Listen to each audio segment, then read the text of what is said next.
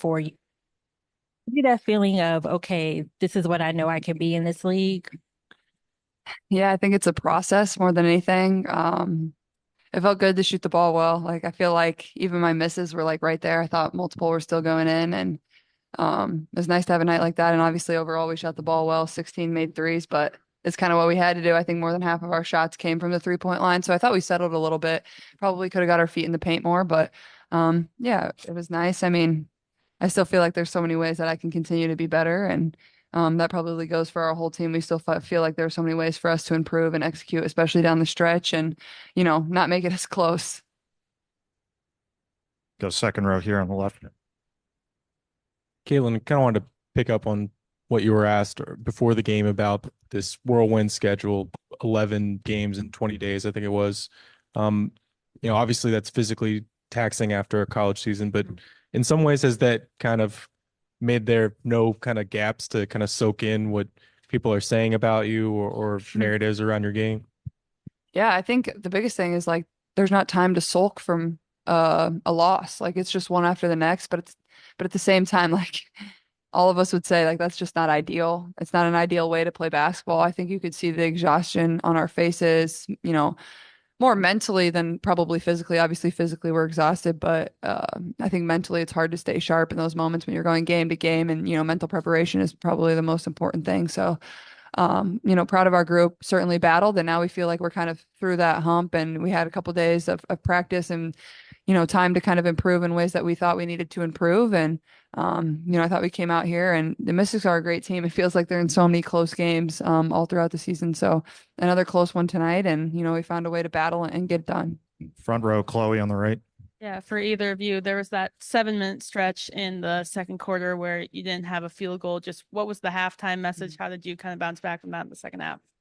The idea is to be as fluid as we can. Obviously we were defending them well, but we gotta make them pay by scoring.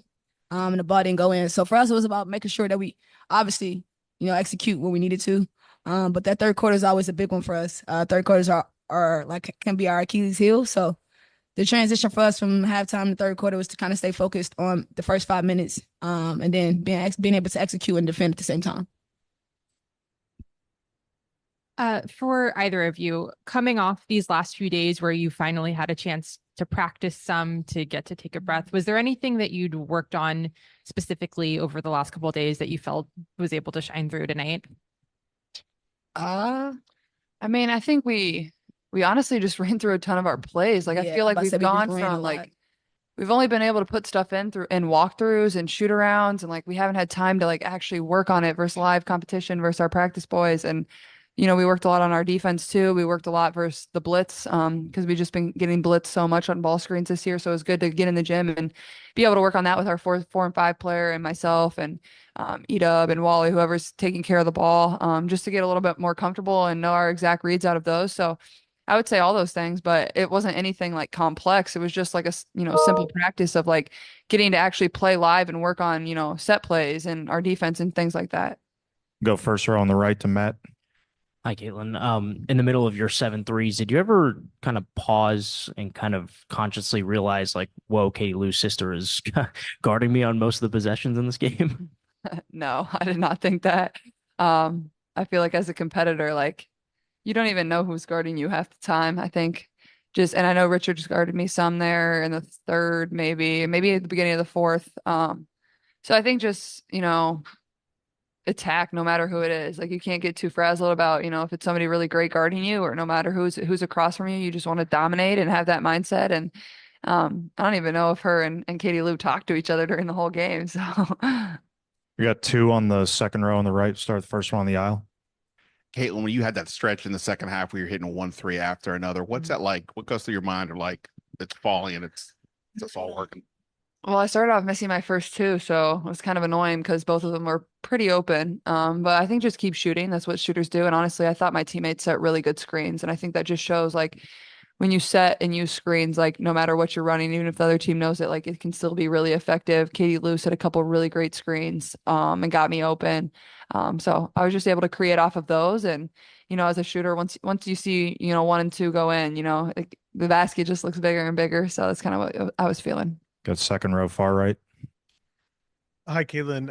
Reflecting back on you envisioning what it would be like in the WNBA, what surprised you the most in terms of how things have gone for you so far this season?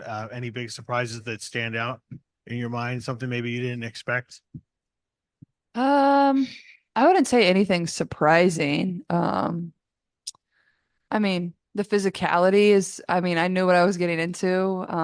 Maybe some people didn't really know what was the circumstances of the WNBA, but me personally, I know, this is one of the best leagues in the world. The players are really, really good. So I wouldn't say anything surprising. Like I've been a big fan of this league all my life. Like, you're starting a new chapter and a new part of your career, becoming a professional athlete. Not everything's going to click overnight. That's not what this is, but keep working and keep grinding and, it'll come over time.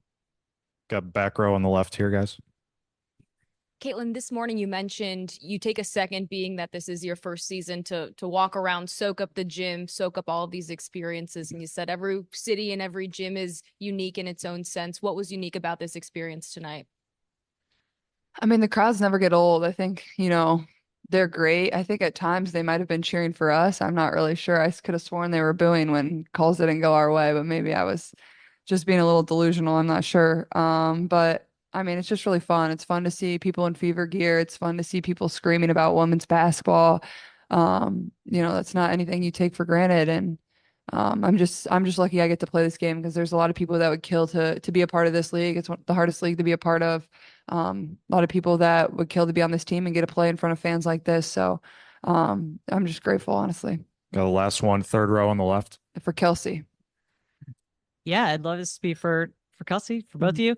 I was just looking it up and I think this is right. I'll have to double check, but there were more than 20,000 people here tonight. And I think that's the most people who've watched a Fever game this season.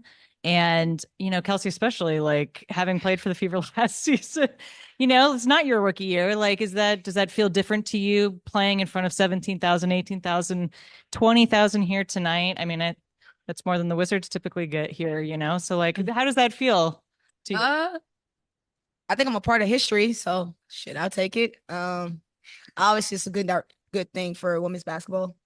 I'm playing alongside this kid, so it makes everything, a little bit more dramatic, and like the people are coming out to see this person. So we just do what we can. We embrace it. I'm pretty sure our organization can feed off of it, our, state of Indiana. So I think for us, we're going to utilize this energy for as much as we can possibly use it, and be happy that the women's basketball and the game where it's going is pretty positive. So. All right. Thank you both. We'll bring coach in next. Have a good night.